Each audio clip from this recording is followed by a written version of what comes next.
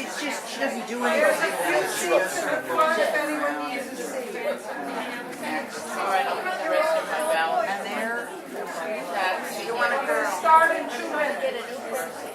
and she hangs around, but I don't see her. She usually just kind of let me and then she wanted to see my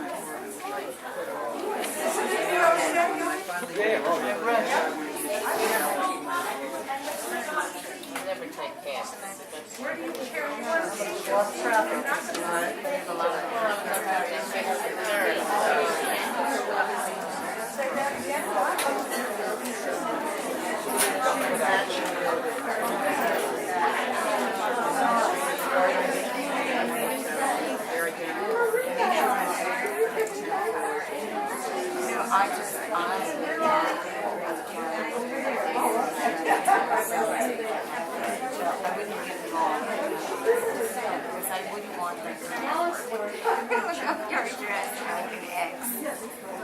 Well, yeah, but you see, the thing is that if you have the apartment, which I did, that way you want to. I don't want to give my clients to remember your situation and for me to resource. I believe that there's enough clients in this world that I could get for them will be very happy.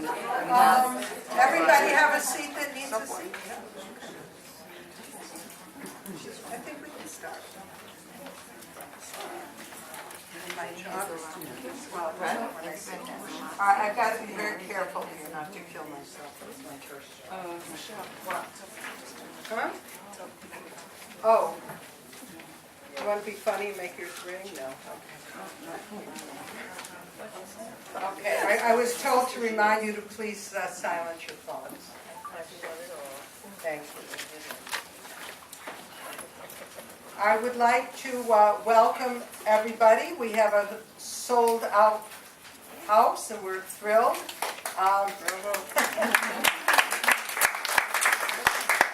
I'm Rochelle Seidel, the founder and director of Remember the Women Institute, and we have organized this event this evening, both to commemorate Yom HaShoah and also to celebrate the publication online of the 3rd edition of our Women, Theater, and the Holocaust Resource Handbook, which you can find from our website.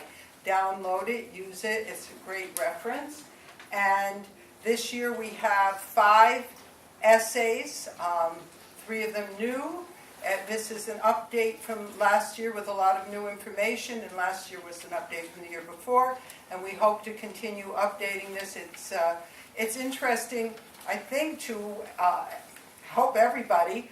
It is about, with a lot of links, it lists plays about women in the Holocaust, plays by women about the Holocaust, books, the essays. I did an introduction, and Karen Schulman of Remember the Women Institute did a very wonderful teacher guide at the end, which is new this year as well. So please look at it later, not on your phones now, and please use it.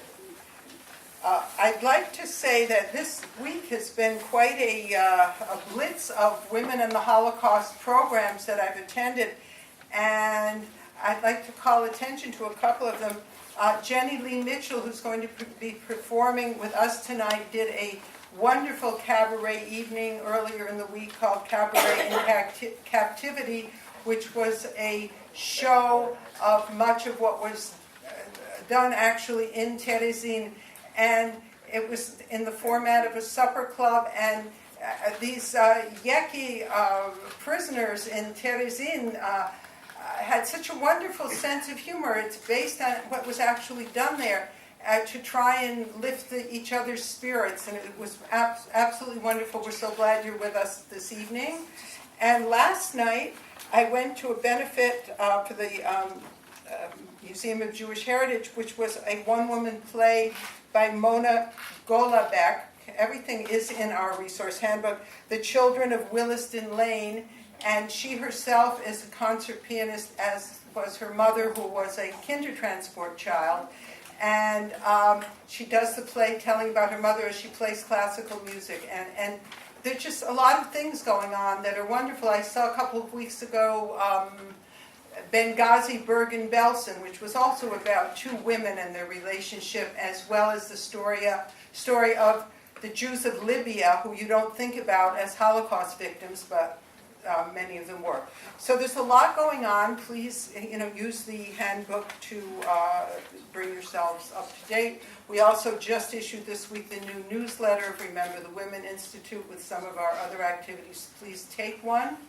We're announcing that about a year from now we have a very exciting art exhibit, which will be at the Ronald Feldman Gallery in Soho, about sexual violence, art about sexual violence during the Holocaust and other genocides. So there's a lot going on, and we are glad you're part of it by being here tonight. I'm going to introduce all of the four performances, and you have a program, I hope, with details, and then they're going to flow one into the other, and the actors and directors have all explained to me with words I don't understand how this works, so I trust them, and I'm sure it will flow. And after the four parts of the evening, we're going to have a short Q&A panel. I'll participate, and some of the directors, performers, and we will end with that, and then a reception out in the hall and to your left with some wine and cheese and cookies to enjoy.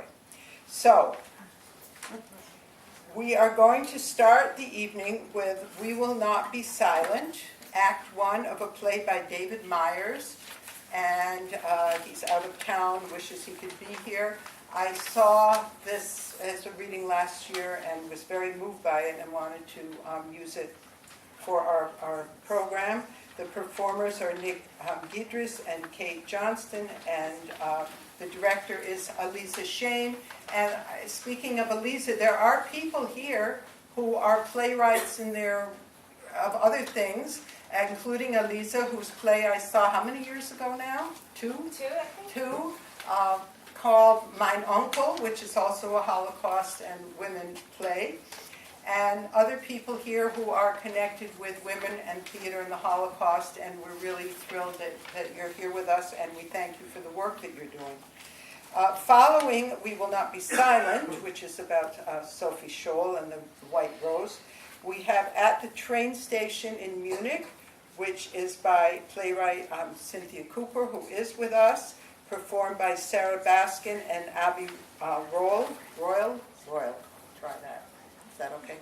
And Cindy has been extremely helpful with all of these programs on theater and has taught me the little bit that I know. And last year did a play actually about the work of Remember the Women Institute on how hard it is to deal with the issue of sexual violence during the Holocaust, which is something that we do. So the director for At the Train Station in Munich is Ludovica Villarhauser. Following that, we have some out-of-town guests from Ursinus College in Pennsylvania. We have Dr. Megan Brody and her students who are going to perform the words of some of the women who were in the Holocaust. I'm just looking, yes, all of them survived, yes. And Dr. Brody found the words of these women and put together this performance piece, which is by Maya Flood and Alison Rohr, Indira Joel, and Maddie Kuklens. So that's the third. And following that, the last performance is Teresin Cabaret, Ilse Weber's Songs and Letters, which is performed and adapted by Jenny Lee Mitchell with her accompanist Maria de Sena. And some of you may know some of the classical music that survived, even though some of the composers didn't, from Teresin. But Ilse Weber, who, as far as I know, was the only woman composer who was there and whose music did not survive. And she, it's important that we remember her. Our business is remembering the women.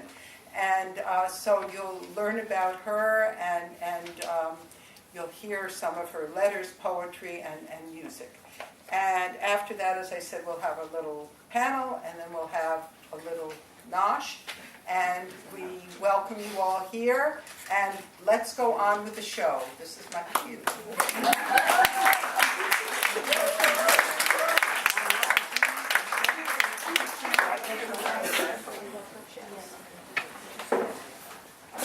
Now this is my big job. Just a minute.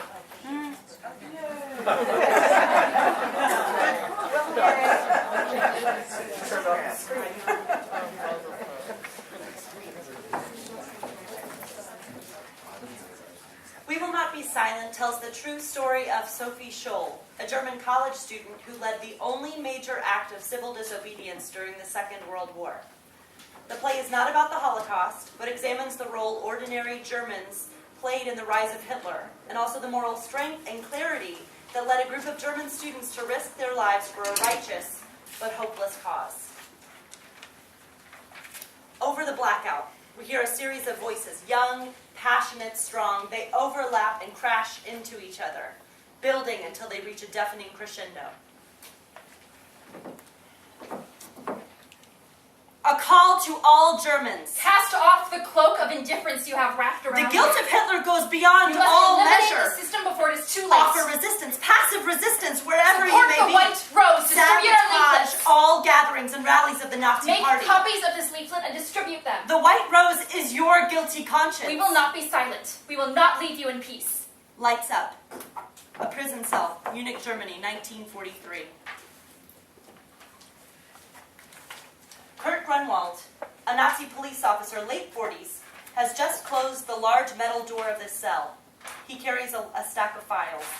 Sophie Scholl, 21, sits at an empty table wearing handcuffs. Good afternoon, Miss Scholl. No one take these off. I told them to remove.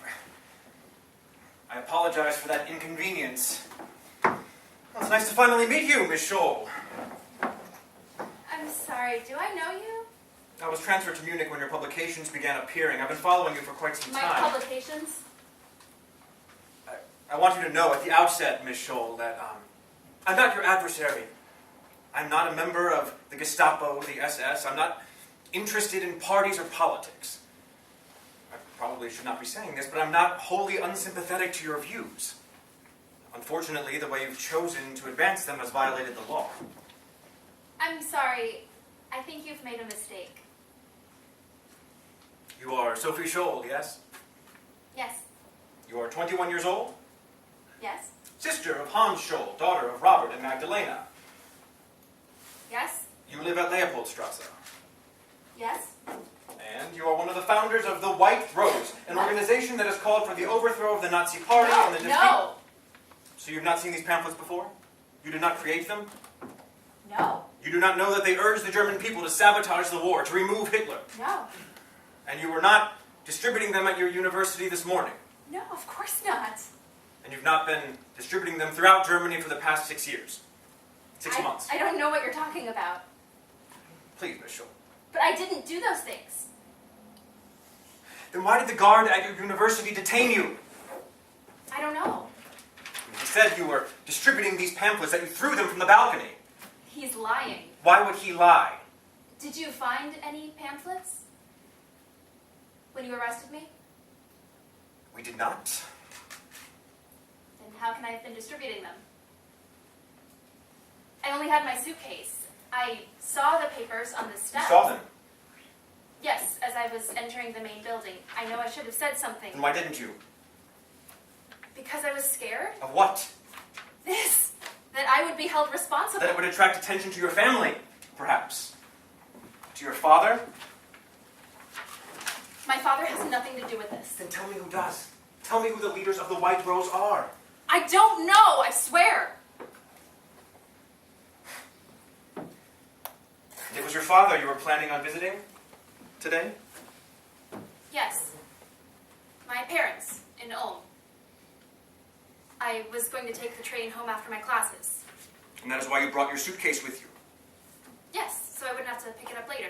Because you're going to bring it home to your parents. Yes. Then why was it empty? I spent the previous week with my parents in Ulm.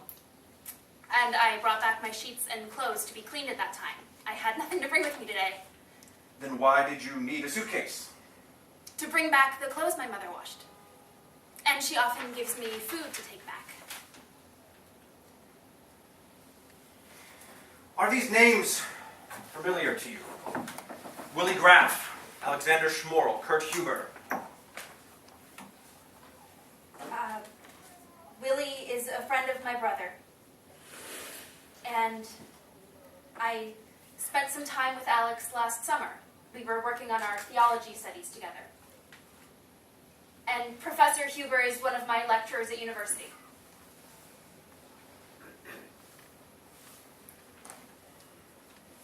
Can I call my parents? Have you bought any postage stamps recently? What? Have you bought any postage stamps recently? Well, yes. About 2 weeks ago. At the post office on Leopold Street. How many? I'm not sure. Maybe 10, 12 Fenwick stamps and 5 6 Fenwicks. There are a few left if you'd like to see them. They're in my bag. The guards. Have you ever owned large quantities of paper? Do I amuse you, Miss Scholl? No, of course not. You are under investigation for treason, a crime with a Treason? mandatory sentence of death. So I suggest that you... For what? What have I done? For founding the White Rose, for sedition and defeatism, for subverting the war effort and destroying the will of the German people. I have been a member of the Hitler Youth since I was 12. I was Führerin of my JM squad and Gruppenführerin. But you resigned 2 years ago.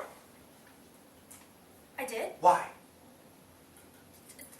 Due to differences of opinion with the regional Führerin. It had nothing to do with politics. It had nothing to do with the views of your father. His arrest for denouncing Hitler. No. Or the arrest of your siblings, their support for subversive activities? No, that was... The case against my siblings was completely unjustified. They were exonerated.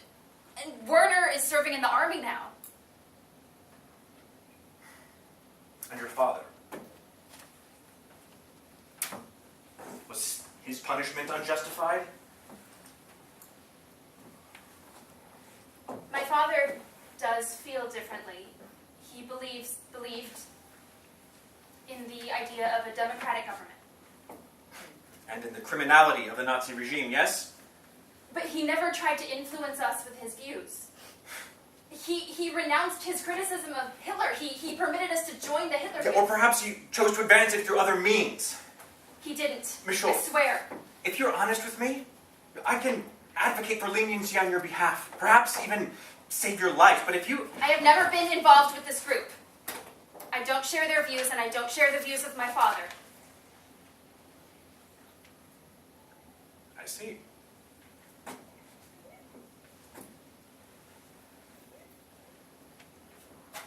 Is Hans here? Speaking with my colleague next door. May I see him? Absolutely not.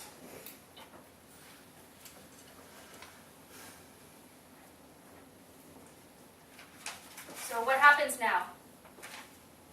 What you've told me is true. You and your brother will be free to go. We will? Just because I wear this uniform does not make me a monster, Miss Scholl. Remain here, please. Wait, Yes. There's a small book, a prayer book, in my bag. The officers wouldn't let me bring it in. May I have it? I will see what I can do.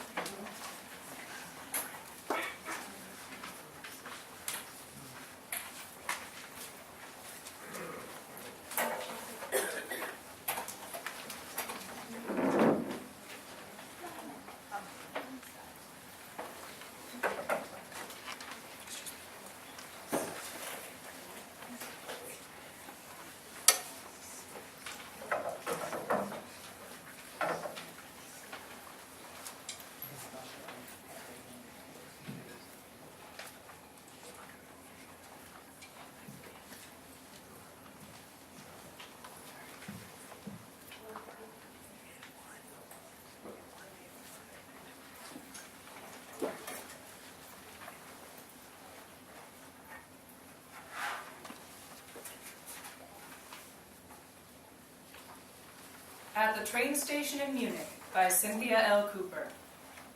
March 12, 1938, the day that Hitler announces Austria has agreed to come under German rule. Anschluss. The raucous sound of a railway station with trains coming and going, clacking of signs and schedules, the announcement of trains, people walking, talking. In the station, Nazi soldiers are celebrating and cheering. Adriana enters, coming off a train from Salzburg, Austria. Carrying a suitcase, she looks around at a sign that says, Munich. Munich? No. Why must we come through Germany? And look, that officer, that Nazi is giving me a look. Hateful look. A smirking look. Quiet. Shh. We mustn't say anything. Oh, and there they go hoisting their beers and raising their arms in the Nazi salute. All because of Austria. Can you believe Austria gave in to the Nazis? Capitulated! To Anschluss! To the Union! March 12th, 1938! Today and forever! Stand still. It's enough to make you want to Say scream. nothing. Don't Don't laugh. laugh. Don't cry. Don't smile. Don't joke. Don't wink. Don't wince. Don't blink. Don't. Now you, Gisa, telling me what to do. We get through together. When we were questioned, when we were arrested, when we fled from Germany. You can't help. You make me think all sanity has fled. Another me talking to me? You must be going crazy. Here, in Munich. We know how to handle these situations. We've done it before. Not like this. Don't look over there. Guard is eyeing us. Oh, he's coming our way. Don't grimace. Don't shake your head. Don't nod. Don't make a face. The handlers wouldn't listen. I told them a train through Germany is out of the question, even on a layover. Austria is no longer safe for you. We have a train ticket to Paris. Only one layover, in Munich. Our friends told me this. Friends in the underground. Oh, what if they ask travelers if they are Jewish? What if they check files for people who've been in prison in Germany? What if my sanity fails? You're not the same person who lived there. No more Gisa. Remember the name on your new visa. Your parents are different. Your birth date is different. Your hair is different. Now you're Adriana. Please. It's to protect everyone in the underground. We're disciplined, trained. Let's think about something else. Keep the mind occupied. That's rule number 1. Stories. No stories from Germany. Good ones.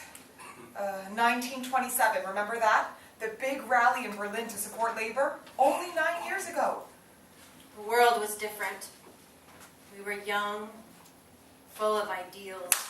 Remember, information. Information you need. Please take one. Information you need. All the political clubs from school are attending. Hello, guten Tag. I have literature supporting fair wages for all. Read a statement on safe working conditions in Germany. Support justice for workers. Justice for workers. We weave through the crowd on the plaza, handing out literature to everyone. And there she is, Kate Kalvitz, the same face in the bookstore, posted next to her famous etching, The March of the Weavers. Her woodcuts, her posters, showing the suffering of laborers. She takes a leaflet from me, and then we can't help it. We burst out, "Excuse me, Miss Kalvitz, I'm only a high school student in Berlin, but I must tell you how much your art means to me." Her head turns up from the leaflet and she looks from under her eyelids, heavy and wide. You are young and full of ideals. Promise me you will remember this also when you are old. They aged us. When they took us in for questioning, when they closed the gates at the prison, when they terrorized, they left a knife on the table. Do us a favor. Spare us the trouble. You can end your pathetic woes. Promise me, she said. And we said, I promise, Miss Kalvitz, I will remember. I promise, Miss Kalvitz, I will remember. And now, this. A layover in Munich with false documents and a new hairstyle. That one over there. He's watching us. Shh, say nothing. We should have stayed in Austria. We should have. And then, when we graduated, Rudy, dear Rudy, who he brought over as a gift, a Kate Kalvitz print, never again wore. Father didn't like him. A rich boy, and a communist too. A Jew and a boy who likes boys. Rudy attached a card to the print. Art and poetry and friendship. Hunting the truth will keep us alive. And where is he now? One day they came knocking on his door and he said, Never again war. Signed by the artist. It was the first thing Hilda saw when she met us in Hamburg in 1929. We had it laid flat with baker's paper covering it. What's that? She said. My most precious possession. An art print. What a strange duck you are. No, she didn't say that. She said, welcome. We have a room for you and a job in the bottle factory. You can organize the workers into a women's union. And since you have a high school degree, we're going to make you the editor of our newsletter for workers. What's the newsletter called? We don't have a newsletter yet, but if you are the editor, we will. And you can name it. And she And laughed. Oh, her wonderful laugh. Take a copy of our newsletter, The Spark.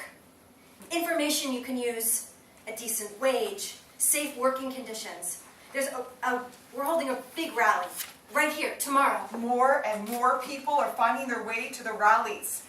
Information you can use. Workers from the factories and the shipyards, all our efforts are paying off. Until Yes. brutes, thugs, like that one, standing over there, boasting about Anschluss, pushing their way into our rallies, like that one by the town hall in 1931. Men and boys boys, punching and kicking, bloodying noses and breaking arms.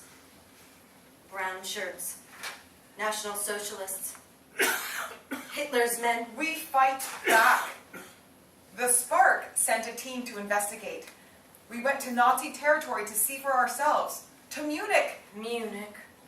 Hilda, the next issue of The Spark has an eyewitness account of a Nazi rally in Munich.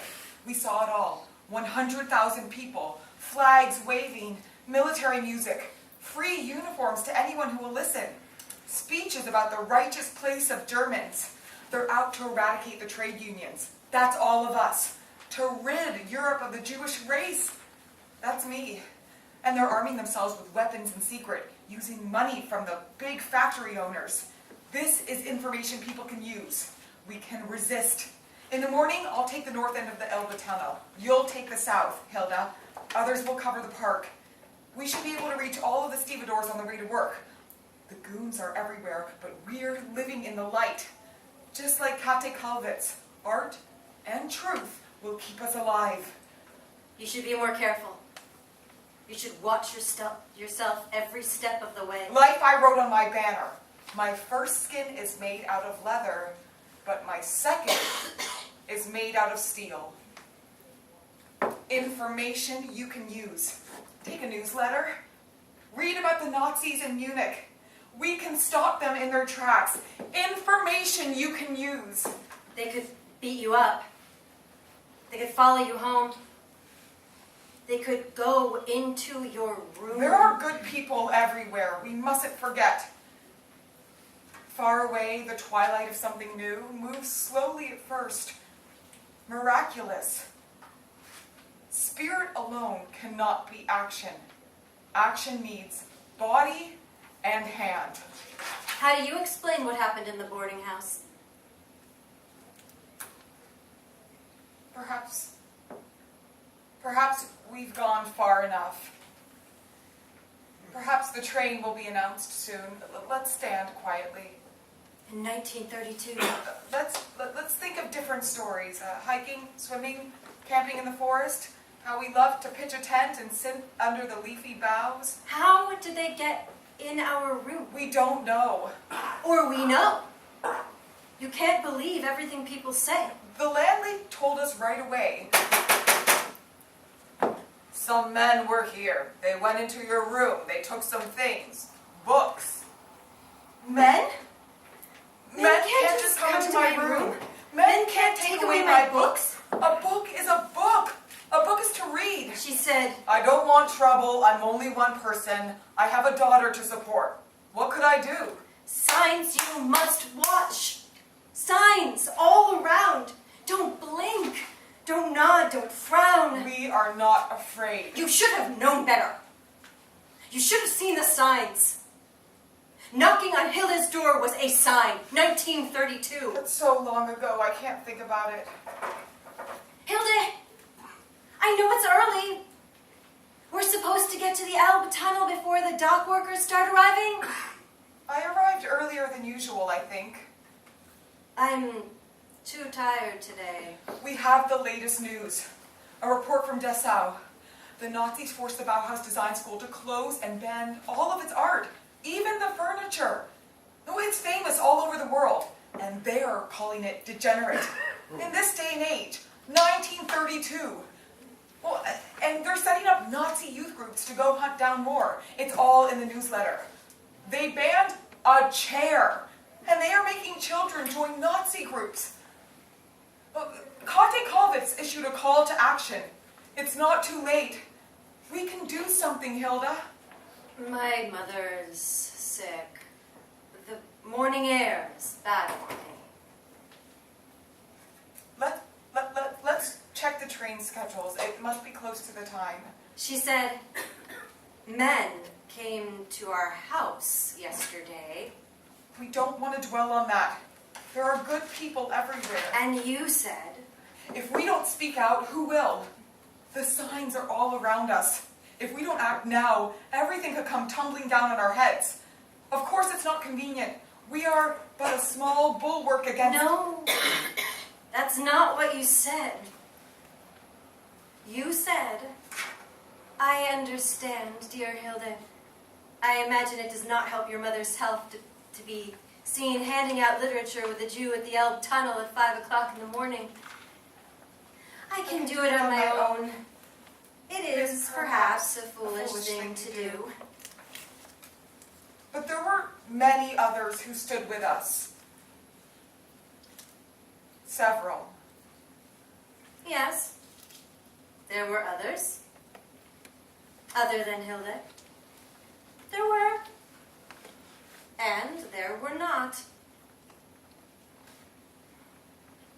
And now, here we are in Munich. 6 years later. Enough memories to come crashing down on the mind.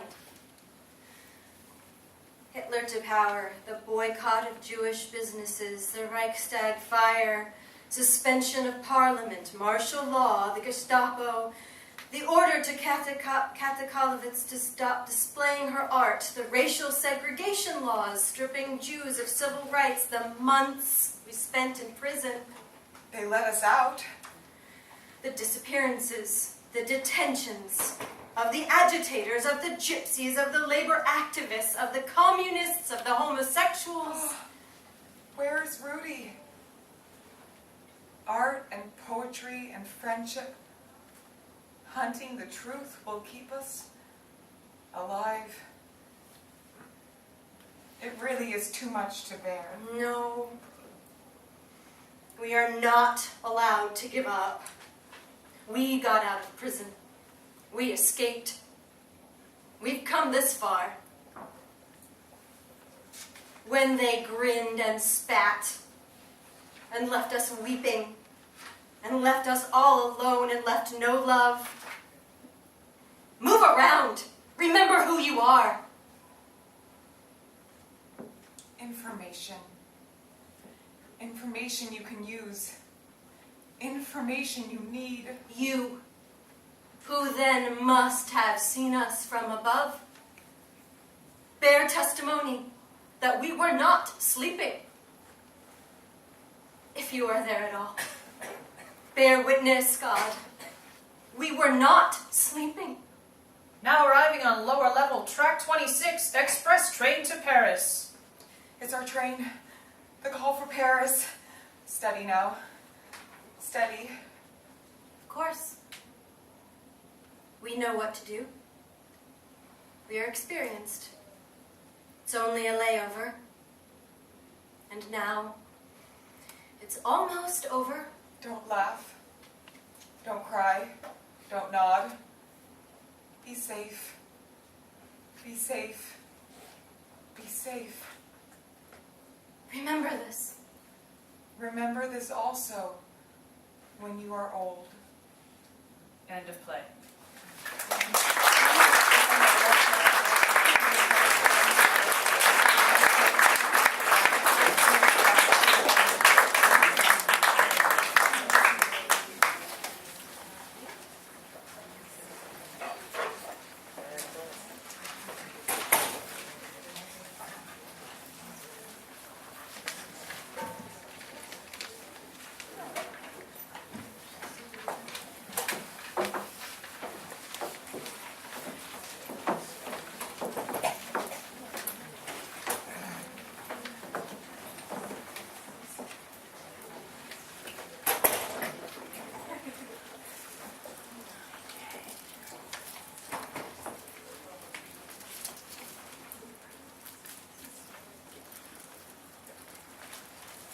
Genevieve de Gaulle Antonius was born in 1920 in France.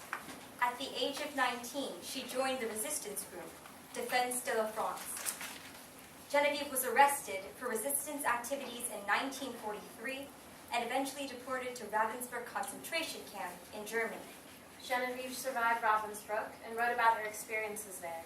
She founded a charity to combat poverty and was awarded the Grand Cross of the Legion of Honor in 1998. Genevieve died in 2002 and was interred in the Pantheon in May 2015. This Is her story of truth.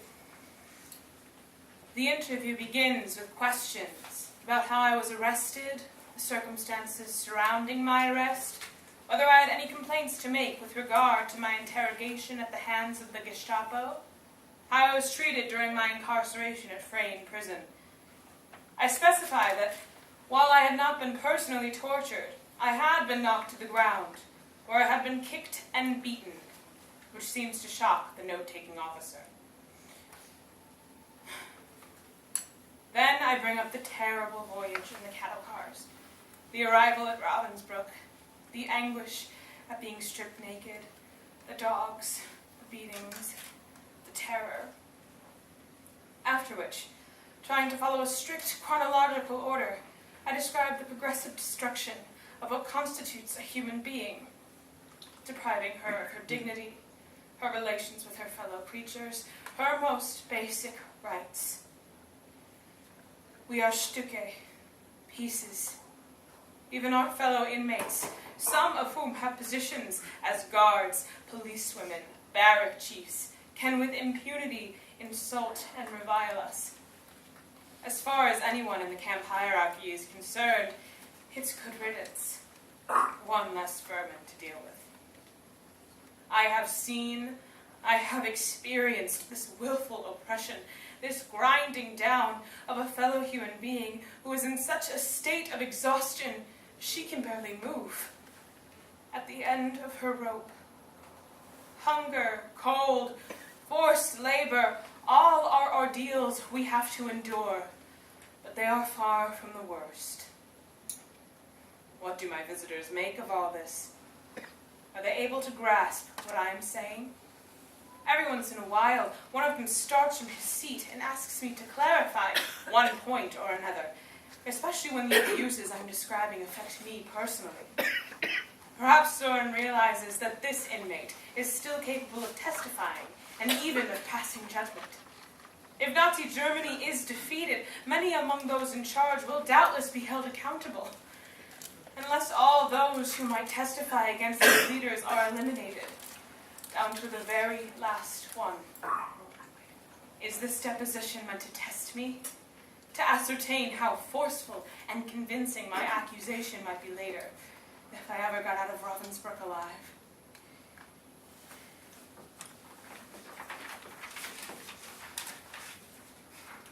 Virginia Dalbert Lake was born in 1910 in Dayton, Ohio. At the outbreak of World War II, Virginia was living in Paris with her husband. They both joined the resistance and hit American airmen who had been shot down in occupied France. In June 1944, Virginia was caught by the Gestapo.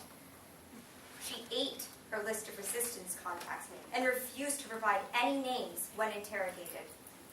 Virginia was deported to Ravensbrück concentration camp in Germany. Remarkably, weighing only 75 pounds upon her release, Virginia survived.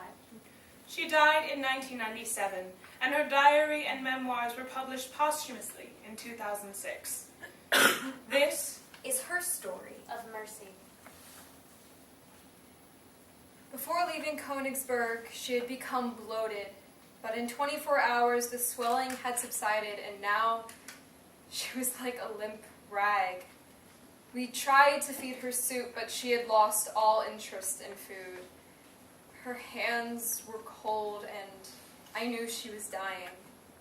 It seemed cruel to let her stay there on that cold, hard floor without any care.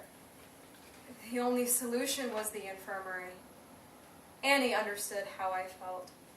She went to the infirmary and came back with a paper which would officially admit Jeanette. It was dusk when the two of us found a stretcher. We brought it into the tent and lifted Jeanette, who was only half conscious, onto it. I took off her galoshes and wrapped a blanket around her. We managed to leave the tent with our burden, unseen by the Polish captain. I thought we would never reach the infirmary. Jeanette seemed so heavy because we were so weak. When we arrived, we went in by a side entrance, which led into a room where the diagnosis would be made. A nurse in white uniform took one look at Jeanette's emaciated face and then pulled back the blanket. She said nothing, but I knew by her attitude that my friend was condemned. We picked up the stretcher to carry it farther down the corridor to the main entrance hall, where numberless other stretchers, each with its own human wreck, were posed on the floor. My stretcher bearer left now, and I was alone with Jeanette.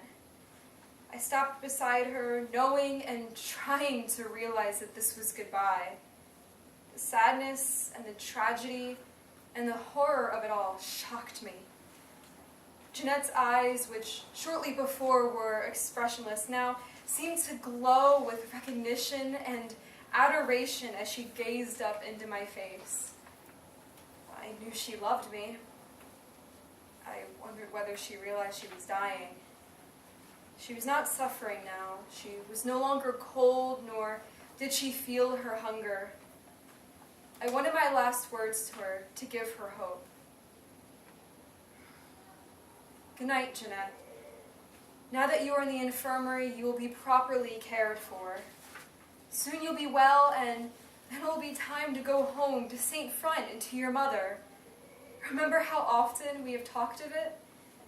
You will be there in time for the cherries. Good night now. Sleep well. A slow smile crept over her face. She couldn't speak, but she tried to make me realize that she wanted to kiss me. I bent gently over her. With an effort, I rose and stumbled out into the night.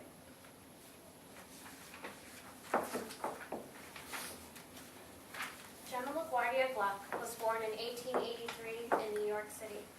Living with her Jewish husband in Budapest in 1944, she was arrested by Gestapo because she was the sister of New York City Mayor Fiorello LaGuardia. Gemma's husband died in the Mauthausen concentration camp, but Gemma, her daughter, and her grandson survived their imprisonment in Ravensbrück and were released in the spring of 1945. They returned to the U.S. in 1947. Gemma published a memoir of her experiences in Ravensbrück in 1961 and died only a year later. This is her story of courage. There were political meetings inside Ravensbrück for the purpose of disseminating news of war among the prisoners. They were held, of course, in great secrecy in all the camps. Not everyone participated in them, and those who made the arrangements were mostly the active anti-Nazis who had been imprisoned for their political activities. If, perchance, one of these meetings was discovered, great punishment would be enforced. Once, 25 of these political women were arrested and put in a dark cell for 6 weeks. Another time, several of these women received 1-year sentence in the punishment block because they took part in a celebration of an anti-fascist incident. After the term of 1 year expired, each woman received a beating of 25 blows. Notwithstanding that, these women still continued their political work with the greatest zeal. The political prisoners displayed great daring and courage. For instance, the list of those who were condemned to the gas chamber occasionally was destroyed. Many prisoners don't know to this day that they were sentenced to death and can thank their political leaders for saving their lives. These political prisoners also risked their own lives and undertook daily to make falsifications on the lists of the food allowances. They canceled out names in the work list if their comrades happened to be ill. The name of an ill person would be exchanged for the name of a healthy person. When the prisoners were moved to other camps or to the execution places, these political prisoners hid many of them. Some were even hidden among the corpses, which were lying in a cellar, waiting to be cremated.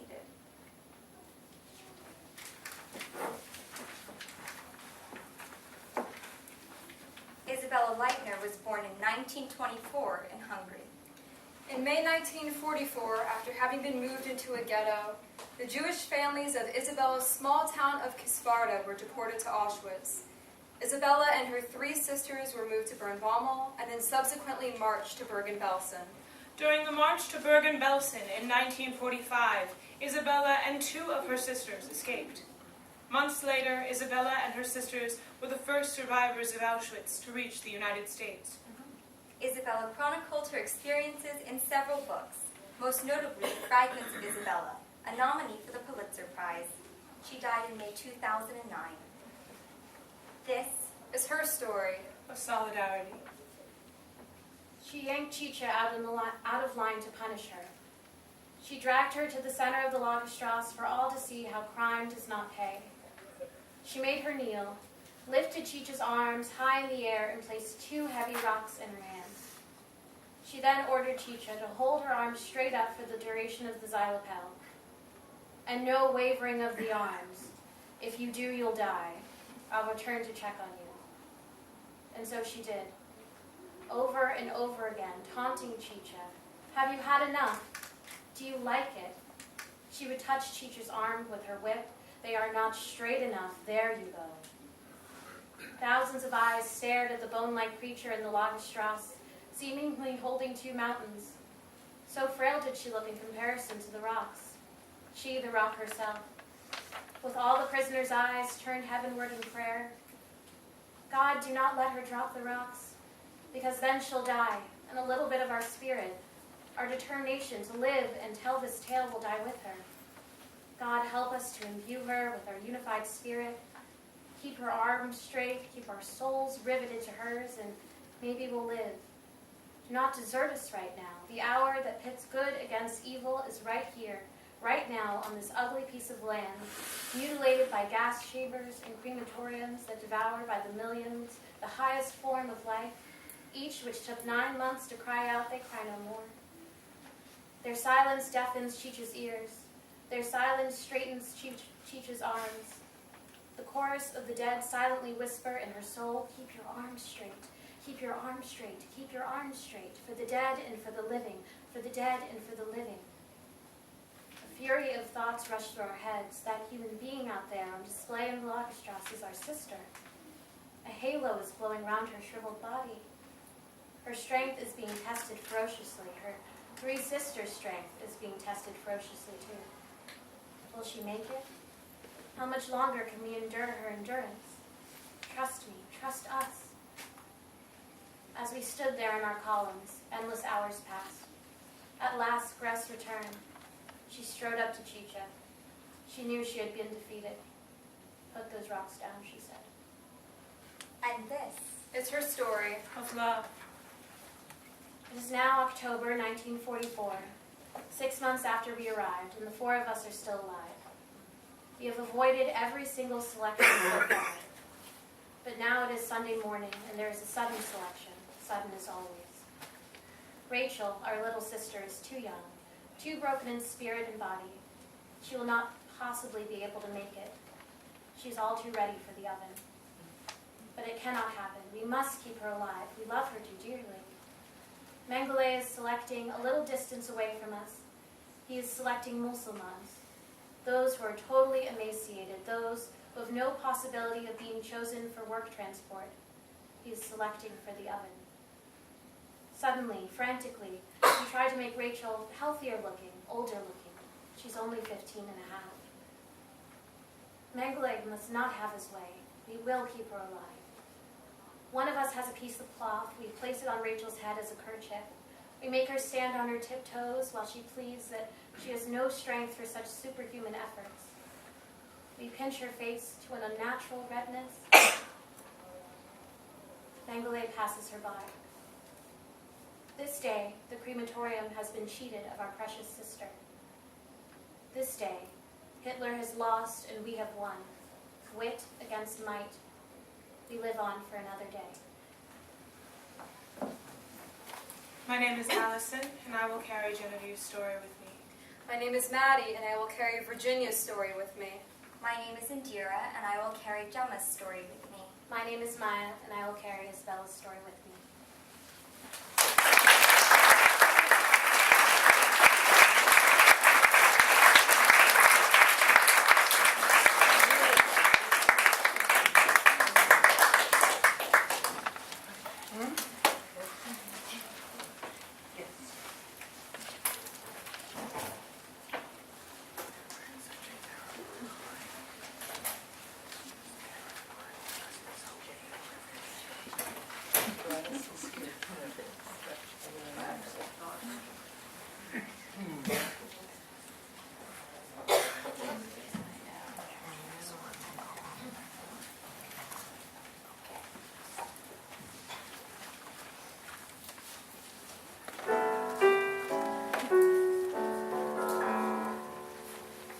Ich wandere durch Theresienstadt, mein Herz so schwer wie Blei, bis je mein Weg ein Ende hat, bis je mein Weg ein Ende hat.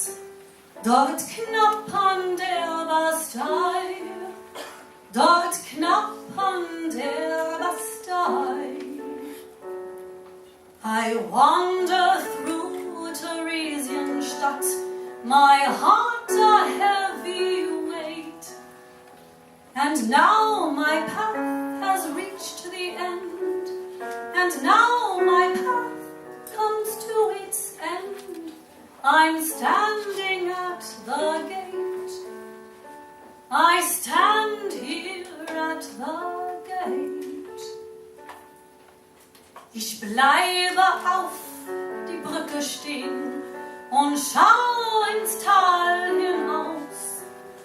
Ich möchte gerne weitergehen, ich möchte gerne weitergehen, ich möchte so gern nach Haus, ich möchte so gern nach Haus. I linger on the bridge and gaze beyond the veil below. I long to flee, to run away. I long to flee, why must I stay? I long to be back home. I long to see my home.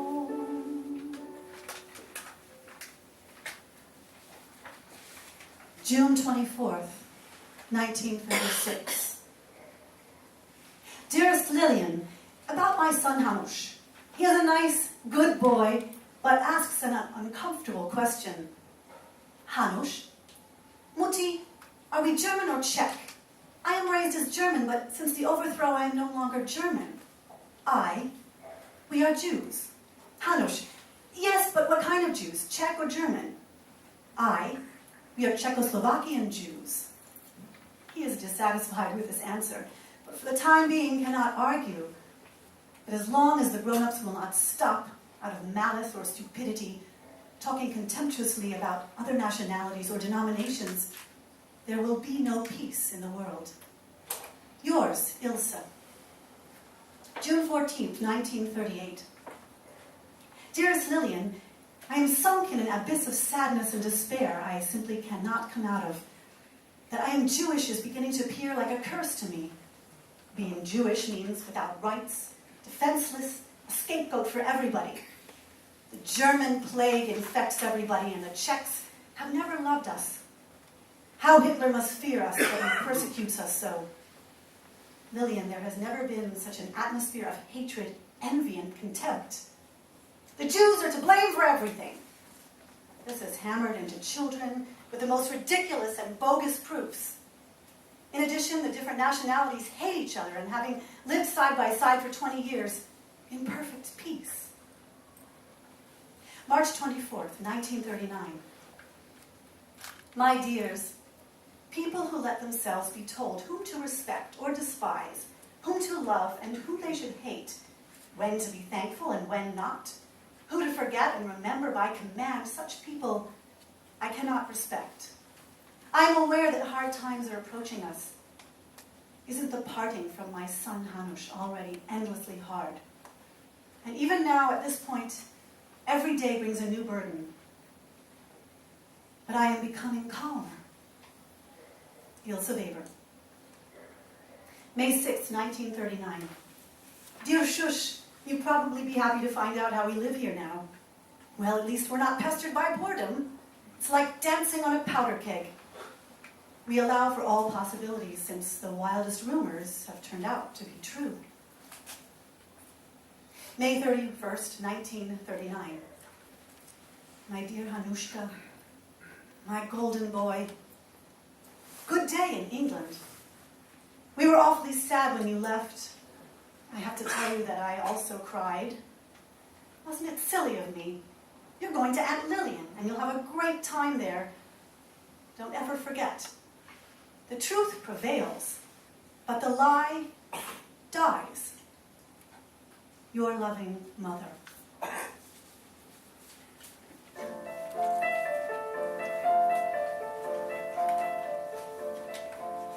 Und der Regen rinnt, und der Regen rinnt.